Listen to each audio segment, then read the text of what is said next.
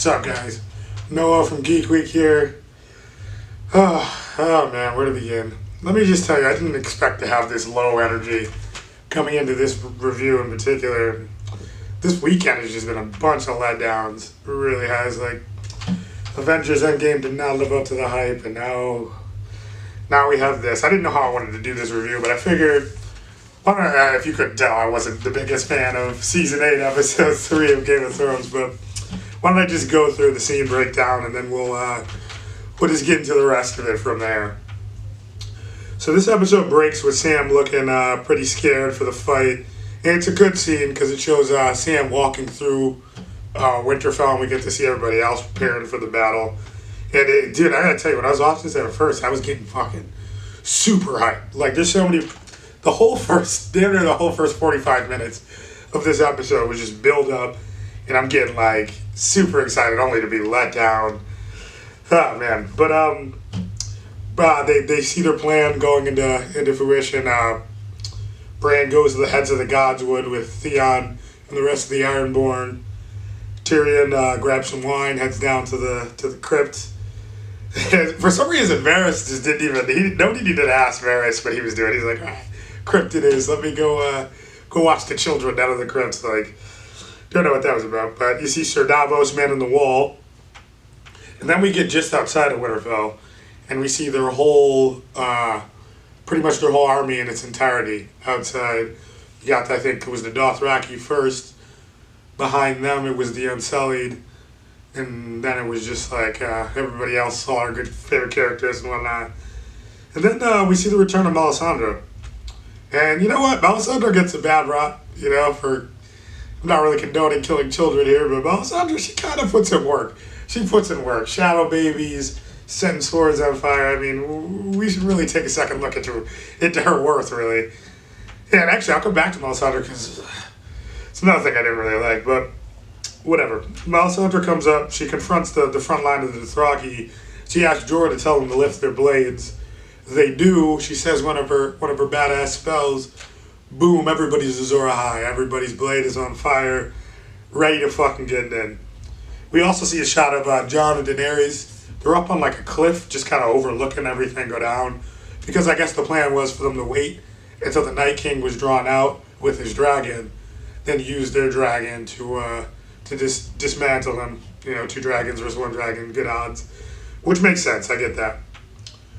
Davos leaves his stance at the wall to go confront Melisandre, and she tells him that he doesn't need to execute her, and that she'll be dead before the dawn. Which, if we remember in a prior episode, she did say that she needed to die in the city, or in this country, just like he did. So she knows she's going to die here. Again, I'll come back to this, but let's just, because you guys know, if you're watching this, you already know already, it's a spoiler review. Why did she have to die? I don't understand why she had to die. There was nothing indicating that she had to. She kind of just killed herself. We'll get back to that. So at the Dothraki get all their swords ablazing. They're turned the fuck up. They're like, fuck it, let's go ride. Go deep out. Jorah's leading the way. Jorah's a full-fledged Dothraki. They're just flying towards this abyss. And this is a cool idea. I like this scene because you can't see what they're charging towards. And it's just suspense building, which is great if there's something to build too. But so you see them get real close to the abyss, and then what it looks like a little flash of a giant, like a zombie giant, and then we cut back to Daenerys and Jon just looking like, oh shit, what the fuck? And then you don't see anything for a while. You just see that they've all disappeared into this black abyss, and then you start to hear screams. And they're in there getting worked by the army of the dead. And then you just start seeing all the Dothraki heading running back towards them. And I thought that was awesome. I was like, okay, dude, it's fucking here. Let's fucking go. And Dany sees that because they've gone together, do everything together. Daenerys started off with the Dothraki, and they become a big part of her life, even more so than the Unsullied. That's where she was first accepted. So she sees them getting worked by the army of the dead. She's like, fuck the plan, fuck everything we had set out to do. Where's my fucking dragon? Jumps on Drogon, goes in to help. Badass, I understand. I'm not mad that she broke the plan. That makes perfect sense. John sees her do that. He jumps on Rhaegal. He's in the battle. Let's fucking do it. So then they just start attacking the army of the dead with the dragon fire, lighting people up. Also another really cool scene. That was dope. John peeps the White Walkers at around this time. Peeps, I think it's 12 of them now because there was 13. One died. He peeps them off to the side. He's like, fuck it, man. You only get one chance. I got a dragon. There's no NK with his dragon. Let's go attack him. As he's going towards them, then they hit him with the winter, basically. A huge blizzard comes about. He can't see. But you know what bugs me out the worst about that? He can't see, but neither can fucking we. We cannot see anything. And this was a reoccurring theme throughout this episode. Like, dude, I get that you want us to understand what it was like for those characters in that situation. But I also want to see what the fuck is going on. Like, there was so much that you just can't really even make out, which I'm only going to be cool with if the episode goes the right way. But, okay, so John tries to go for the walkers, gets caught in the blizzard. At this point, Arya and Sansa were watching over from the wall of Winterfell. And Arya looks to Sansa and she gives her a dragon glass dagger, tells her to head to the crypt. Oh man, this is where it's going to get sketchy too, because Sansa, as you well know, was going through a huge character development. D&D might have stunted that character development a bit by, bringing her character back and sending her to Ramsay Bolton when she was supposedly supposed to have learned so much from Cersei and Littlefinger, but this was even weirder. So she tells her Sansa to go to the crypt, which I understand. Sansa's not a fighter. That doesn't mean she can't help. There's things she can do. We'll come back to that. So then we see Theon, and we get a little quick glimpse of Theon and the Ironborn and the Godswood. And then it's we get just a whole bunch of very blurry montages of our favorite characters fighting. Oh my god. I can understand for like part of the battle with this haze and just us not being, as a viewer, not being able to see. But dude, I didn't wait 8 years to not be able to watch this fight because it was too blurry to see. Just some nonsense. But then we see Sam. Oh, this is a reoccurring theme as well. Sam gets saved by Ed. Sam, for some reason, just keeps getting saved by fucking everybody. Like, holy fan service. Like, this whole episode just, if it's not Brienne saving Jamie, it's Sam getting saved by who the fuck ever, John getting saved by Daenerys. Like, people need to stop being saved. Like, this is it. Like, how do these people have this free range? Like, oh, you need help over there. Let me stop what the fuck I was doing. Save you, but whatever. Sam gets saved by Ed. Ed gives him, one of those classic D&D, everything's gonna be alright, stab through the fucking heart. Goodbye, Ed. Ed gets murked. So far, I was getting ahead of myself. So far in the episode, so good, When we see a character die within the first 15 minutes, I'm like, good. This is how it's supposed to go. This is what we've been waiting for. This is an animate death, right? That we've been waiting for 8 years.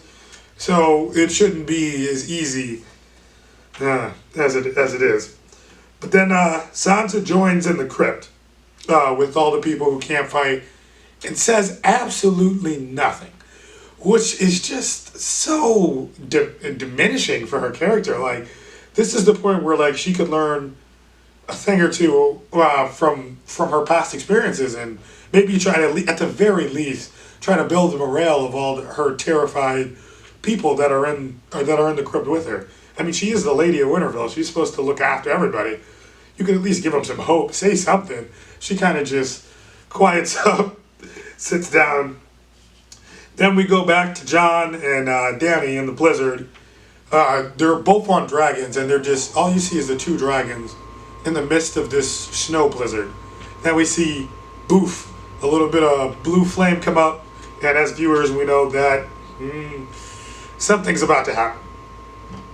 Then the living are getting whopped out in this fight, and this is also good. So like, I can't stress this enough. So far, but I'm only like 20, not even 20 minutes into the episode, but 20 minutes in, everything is going well. Everybody on the land of everybody that's in the front of Winterfell fighting, the dead getting straight whopped, just worked over. And then they end up calling for retreat because this is part of their plan. They have everybody. They want everybody to retreat within the walls of Winterfell and then light up a trench so that the dead can't follow. Great plan, I understand. So then the Unsullied start, they keep their formation badass. Keep their formation to hold so that everybody can sneak back into the castle. Start phase 2 of the plan. Oh, we have another fan servicey moment. The Hound is running back to retreat. Oh, come on! There's dead right behind him. He doesn't see Arya from fucking 30,000 miles out. Shoots the dead with a bow and arrow. And then the Hound gets one of those moments. You did that? Thank you. Kills the thing. Fan service. Okay, I'm not that bad at that fan service, I should say. But once you see how much more of this we get throughout the episode, you realize why there's no place for that in this show after we've waited this long. So from there, Davos signals for Dany to light the trench, but obviously, to light the trench with her dragon and use the dragon fire, but obviously she can't see him because she's entrapped in this blizzard. The same one that we couldn't see with, so I can understand the frustrations here. Things start getting sketchy. At this point, I'm pretty pissed that I can't see, so I'm just like, something happened. Then, Melisandre comes back like a fucking boss. She gets a bad rap. But she puts in work. Throughout every season of the show, she's put in work. Shadow babies, bringing back Jon, setting shit on fire. Like, she's a badass. Don't know why she gets the kind of rep she did. If I was fighting for the War of Kings, I would have enlisted her on my team. But anyways, the fire causes the Hound to revert to what we know the Hound to be, a very terrifying fire. He runs off just like the Battle of Blackwater and seeks cover. But that whole scene with Melisandre just like doing her little prayer, and we see the dad getting like inches away.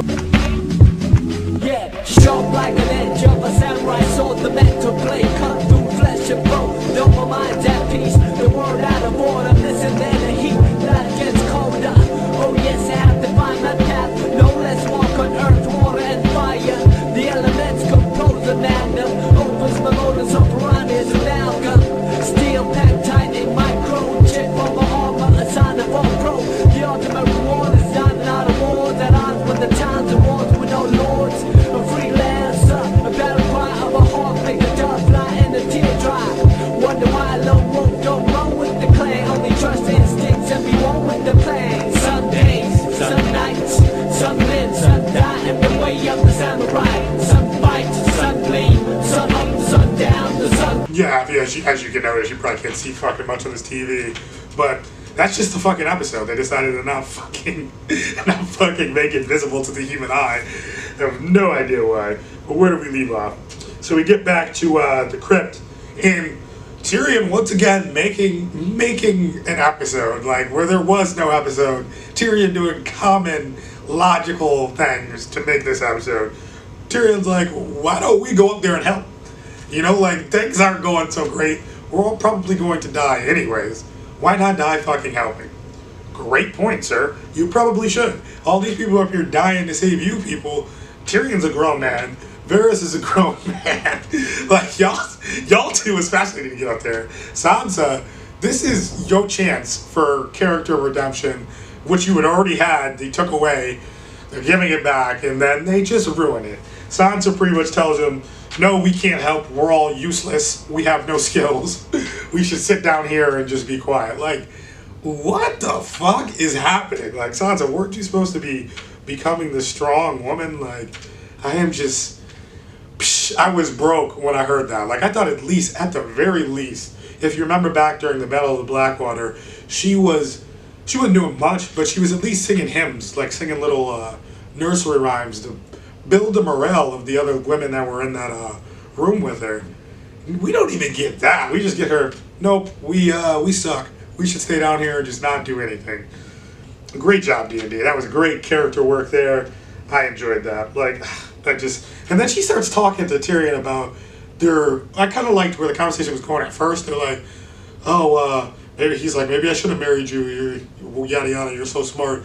And she was like, oh, it would have never worked because of the Dragon Queen. I'm like, are we seriously talking politics right now? Are we in the middle of the biggest battle of human existence in this realm?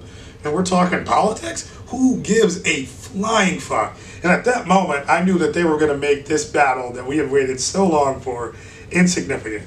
if the people that are in the midst of this battle are talking about, oh, well, you know, you got to worry about the dragon. Like, who the fuck is worried about what happens about the Iron Throne after this battle? All you should be worried about is what's going on right the fuck there. God knows what Cersei's doing. She was able to just sit in a lawn chair during the end of the world. It's ridiculous. But then we flash back Theon and Bran in the preparing in the Godswood. Bran has a lot more personality, which I said in the previous review. They continued this, and I love it. I'm a big fan of that. And then Bran says something to Theon about, Theon at first had apologized for all the mistakes he had made and the things that he had done against his family. And Bran told him that everything he had did and everything that he went through brought him to where he is right now and home. And you know what? That hit me deep. I was like, all the feels. As much as I hated Theon, I said this before, his character development was truly one of the best in the show. One of the best. And this episode does do justice for his character. It doesn't do justice for much, but it does do justice for the character of Theon. And that's a character well done. It was well done. But Bran wargs into a crow at this point. Okay, this, I'm hoping to God that they explain this in the episodes to come. Please explain this.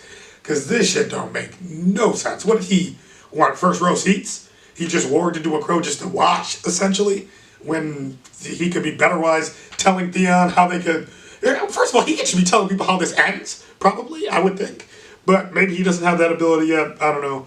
But he wargs into a crow for seemingly no fucking reason, other than just to watch White Walkers and the Night King come towards him. I don't know. He sees that, but from that view of him warging the crow, we do get to see the Night King for the first time, so thank you, I guess.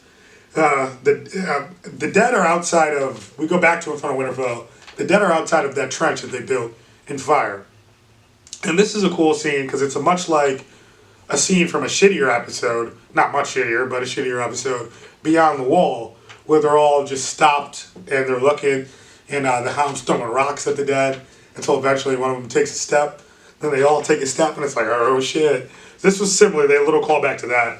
But Davos is watching them from the walls of Winterfell, and they're just staring at the fire, just looking at it, until one dead is just like, fuck it.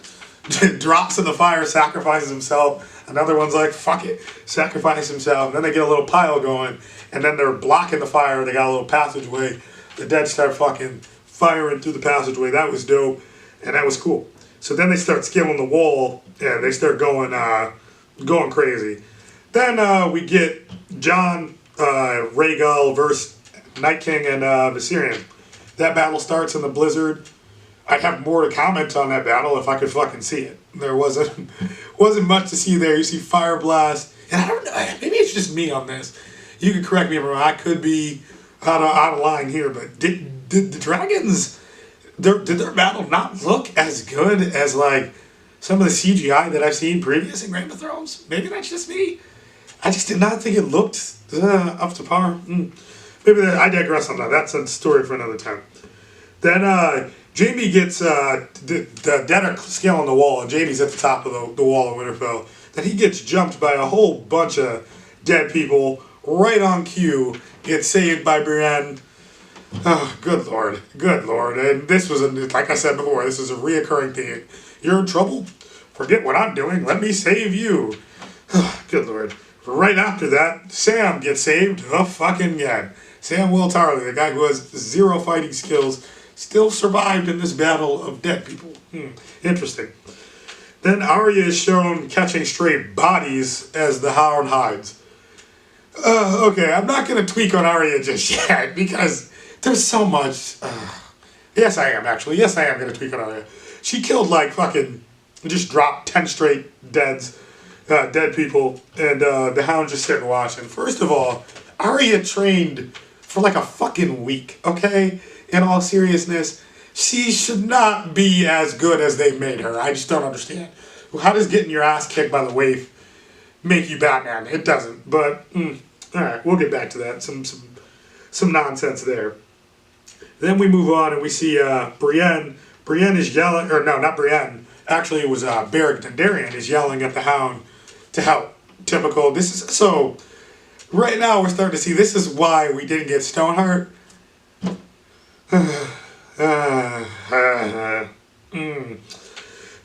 Then a dead giant comes into the fray and knocks the fuck out of Liana Mormont. That was fucked up. But you know what? If it would have ended right there, I would not have been mad. I could do without the fan service. But then Danny and John, we see more of them fighting the Night King on his dragon in the blizzard. Like I said, I'd have more to comment, but you can't really see it. Then after that, we get the most, arguably the most, or second most fan servicey moment in the entire episode. Liana Mormont takes out a fucking dead zombie giant. Okay, alright, not only does she take out a dead zombie giant, she takes out a dead zombie giant after the giant seemingly crushes her chest cavity. Like, lifts her little ass up, just fucking, you hear the crunch, just crushes her whole cavity. Somehow this little 11-year-old girl has the strength to wield a dagger in the other hand and stab this giant in the eye. Oh god, that was, I couldn't even, I love Liana Mormont's character, as you all well know. I couldn't even be happy in the corniness of that moment. I was just sitting there, really? Yeah, okay. Alright, that happened, okay. Moving on, we get, Arya starts running because she got knocked into like a wall, a little dazed by one of the deads. So she starts to retreat, and she runs inside the castle. And this is when we get Beric. He uses that to get the Hound to fight. He's like, oh, well, right on cue. Well, if you're not going to fight for you, why don't you fight for her? That's not even what he said, but that's basically the gist of what he said. He looks over at Arya, oh, bloody hell, and then here we go with some more fan service. But then we get a whole horror film, basically, of Arya, which obviously this was shot well. This was a greatly shot scenes of Arya running, because this is more like what Arya should be doing. She shouldn't be this good of a fighter from what we see from the show. In the books, she's still training. In the books, I have nothing against if she's some badass when she gets out, because I'm sure it'll be better explained on her training. But as far as the show is concerned, all she did was get her ass kicked for a few weeks by faceless men. I don't know how that makes you a certified beefer. It doesn't. So in this scene, you see her running scared, which is pretty much how I would expect a child of her age to be. She's 18, she should be scared. Running away from deads, and she's hiding through what looks like the library of the castle. And that's pretty cool. And then we get Clegane and we get Clegane and Beric that, right on cue. We don't see Arya for a while. Right on cue, they're there to save her. Beric throws his sword, kills the dead that's about to kill Arya, right on cue. Fan service, da-da-da-da, she's saved. My whole thing is, why the fuck is that not the Hound? At least, if you're going to do the fan service, save Arya, I get it. She's a very important character. Use the Hound. Kill him to save her, and that not only brings full redemption to his arc. No, he doesn't kill his brother, which is coming, let me warn you. Obviously, he's still alive. He's going to be the one to kill the Mountain. All this shit is becoming too predictable. And it's like, for a show that was anything but, this is just, it's almost like they're shooting themselves in the foot. But then, yeah, Beric dies saving her. The Hound grabs her, and they run, flee to some room, and then they find Melisandre. And Melisandre comes back, and right on cue, all that flair that Melisandre had going for her in the beginning of the episode, snatch it right away from her. Melisandre retells the prophecy that she had told when Arya was with the Brotherhood, and she was like, oh yeah, the eyes that she had seen, the three eyes, the green eyes, or the brown eyes, green eyes, and blue eyes. And wouldn't you know it, the blue eyes were fucking the Night King. Like, if that's all we needed to do, why couldn't Arya just have done that from the jump? Why couldn't the plan, nobody had to die. Couldn't the plan have just been put Bran out in the open, have Arya hide, and kill the fucking Night King? Like, so fucking stupid. But then we see Arya take off, slow motion into where presumably we have no idea, and then we don't see her again until the end of the episode. Then we cut to Theon in the Iron Lord, and they're just.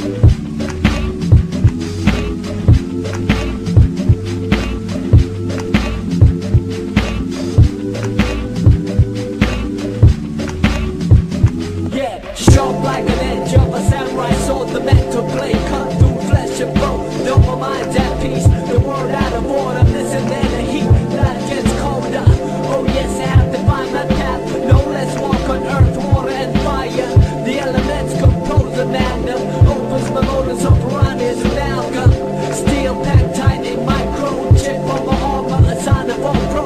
ultimate reward is not awards at odds with the times and wars with no lords. A freelancer, a battle cry of a heart, make the dove fly and the tear dry.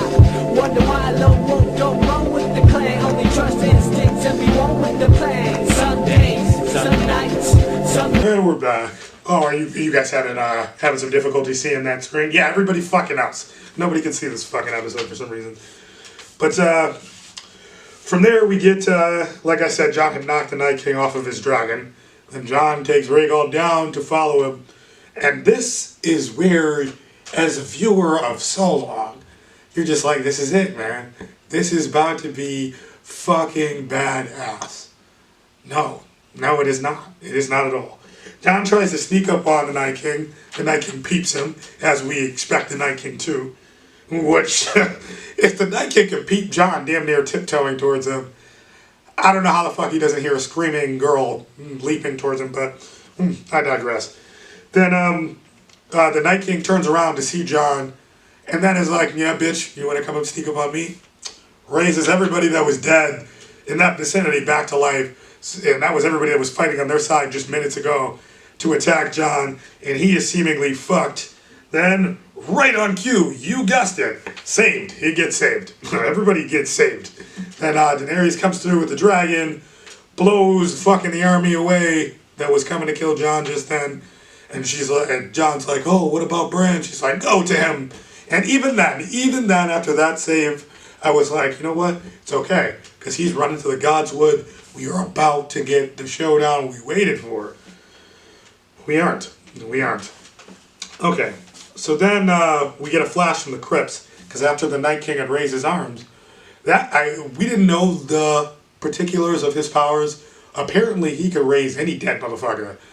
Not just people that White Walkers have killed, not just people in his army. He could raise anybody.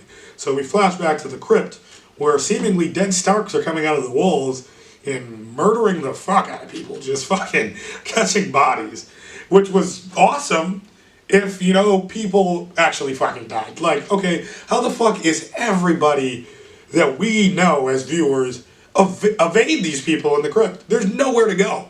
I don't even understand how Missandei, Tyrion, Varys, Sansa, how the fuck, Gilly, Little Sam, how the fuck are you evading these athletic ass dead people? Good lord. And then we cut back to Theon in the Godswood, and like I said at the beginning of this video, this was one of the true characters throughout this episode that didn't piss me the fuck off. This was just beautiful. Theon is dropping bodies in the Godswood, dropping bodies. And you know what? As bad as a rep as Theon has got, and a better rep as I've given him from all the dumb shit he's done, one thing he always has been is a certified beefer.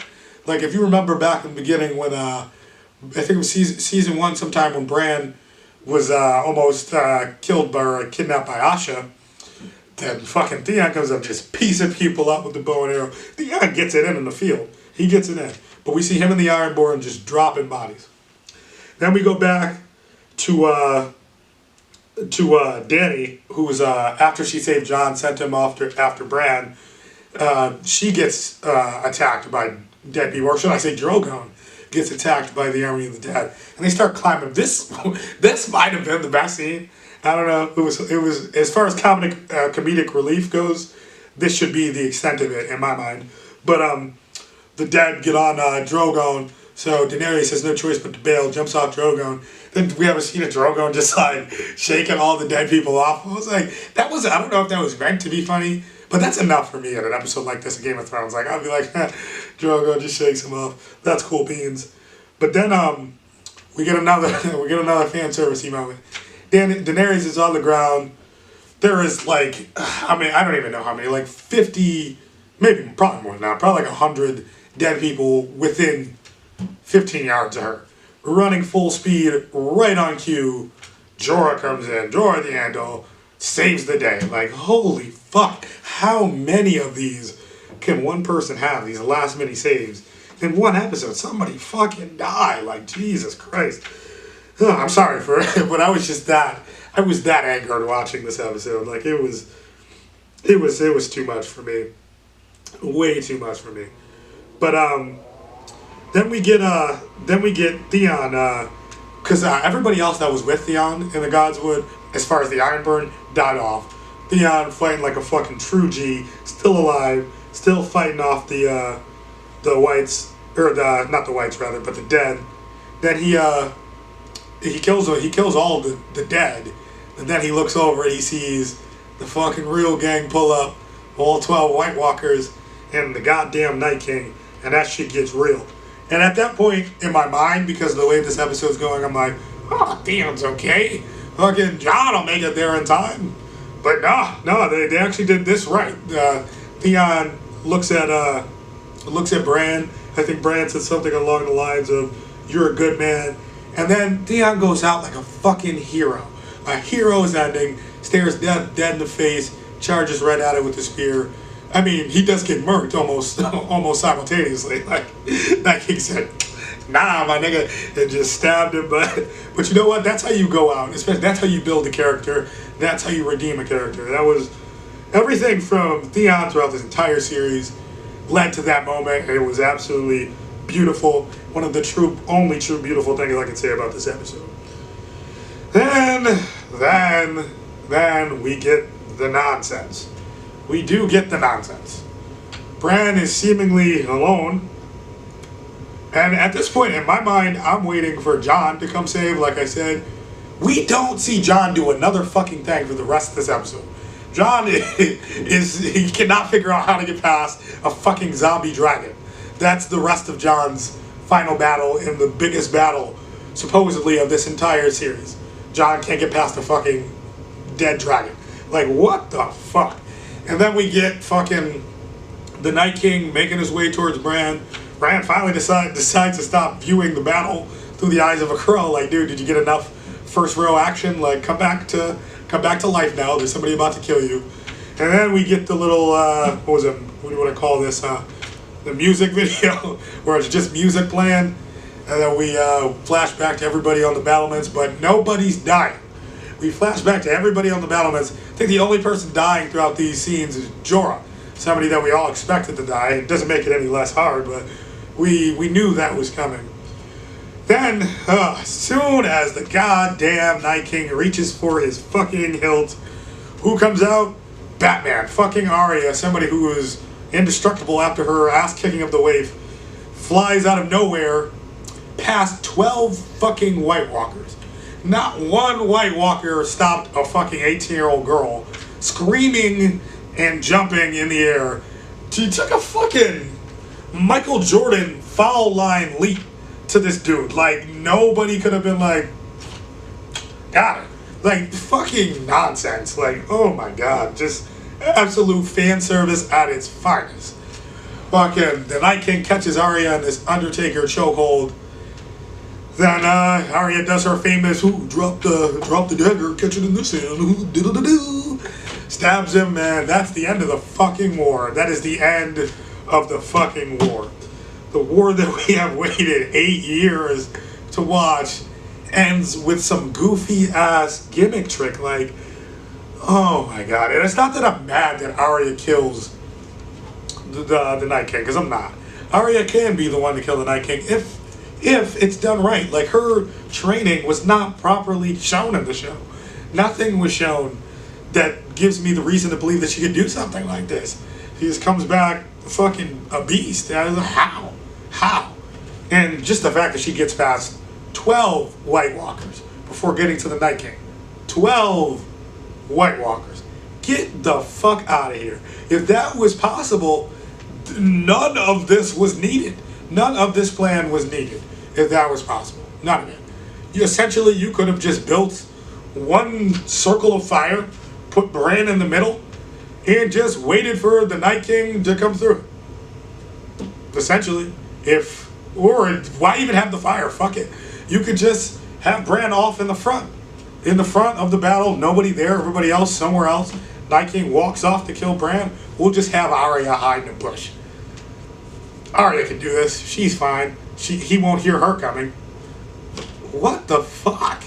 Like, D&D, oh my god. The absence of George R.R. Martin's writing is just so evident. And we knew it was season 7 because season 7 was an absolute joke. But this season is just disappointing. 3 episodes of disappointment so far. Like, how do we end that war, this war, like that? You know, I could excuse everything that went on in this episode if the war doesn't end. If the war doesn't end at the end of this episode, and let's say, well, God forbid Arya gets killed. I know all the fans would just have a fit, but Arya gets killed like an 18-year-old girl that attacks the Night King should. She gets fucking chokeslammed or something. Then we go into the next episode, another hour and 30 minutes of badassery. And we could have Jon getting out of the clutches of a demon dragon. Like, dude, how does your whole arc and you being the fucking chosen one end up to you hiding behind a rock? Fuck hiding behind a rock. His one trump card was, let me scream at the dragon. I think at one point Jon just stood up and just started yelling at it. Did their pens like stop working in the studio over there? Like, I don't understand. From there, we have Melisandre and her little cameo, and she runs off, takes off her necklace, and dies. Essentially just kills herself. Why did she have to die? She helped save the day. She predicted to Varys that she had to die in the city. Nothing from this episode has shown me that she needed to die. You chose to, I get that. But why did you need to? I don't understand. There is so little explaining behind why her prophecies, what she saw, and why she needed to die here. Like, she didn't need to die. She could have took off the necklace, became old, or maybe that's just what happens when she takes. I don't know, because they didn't explain it. Maybe that's just what happens when she takes off the necklace. I'm not sure, but it didn't seem like she needed it. It seemed like she could have just left, went back to Essos, went back to the Red Witches, and just went about her goddamn business. I don't understand that, not even to the slightest. Oh, man, as you can see, I was not thrilled with this episode. Sharp like an edge of a samurai sword, the mental blade cut through flesh and bone. Though my mind's at peace, the world out of order. Listen, then the heat that gets colder. Oh yes, I have to find my path. No less walk on earth, water and fire. The elements compose a magnum. Opens my motives of piranhas and amalgam. Steel packed tightly, micro chip on my armor, a sign of all pro. The ultimate reward is not out of war that odds with the times and wars with no lords. A freelancer, a battle cry of a heart, make the dust fly and the tear dry. Wonder why lone wolf don't run with the clan, only trust instincts and be one with the plan. Some days, some nights, some live, some die, and the way of the samurai. Some fight, some bleed, sun up, sun down, the sons of a samurai. Some days, some nights, some live, some die, in the name of the samurai. Some fight, some bleed, sun up, sun down, the sons of a battle cry.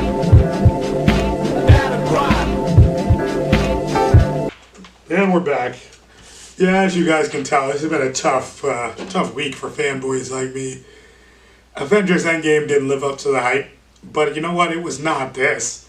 And I didn't plan on making its own video for Avengers Endgame review, but after these, I might have to. Like, these are just pathetic. But what else? Can I just move on to some complaints? There was just way too much fan service in this episode. As a whole, just way too much.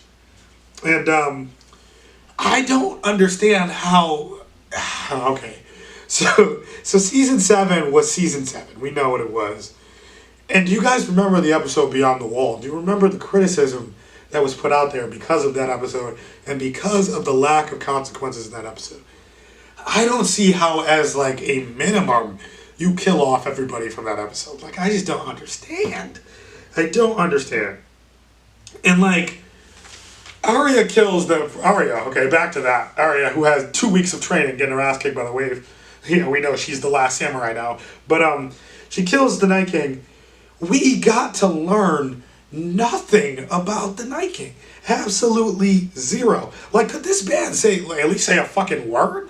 Like, I did it for The Rock. Like, say something, bro. Like, I don't even understand, man. Like, oh man, and it just seems like D&D were way too afraid to kill characters abruptly and just kill characters that we've grown attached to, and that's just not this show.